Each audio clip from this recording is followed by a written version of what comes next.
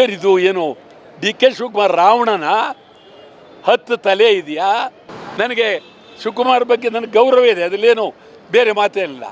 ಆದರೆ ಬೆಂಗಳೂರು ಅಂದರೆ D K Shivakumar, ದಕ್ಷಿಣಕ್ಕೆ ಡಿ ಕೆ ಬಲಗೈ, ಉತ್ತರಕ್ಕೆ ಡಿ ಕೆ ಎಡಗೈ, ಆ ಕಡೆಗೆ ತಲೆ.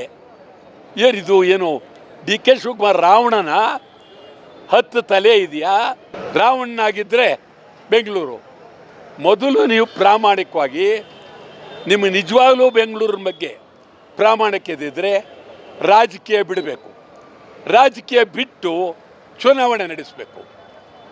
ಸುಮ್ಮನೆ ಗ್ರೇಟರ್ ಬೆಂಗಳೂರಲ್ಲ, ಒಂದು 250 ವಿಭಾಗಕ್ಕೆ ಚುನಾವಣೆ ನಡೆಸಿದ್ರೆ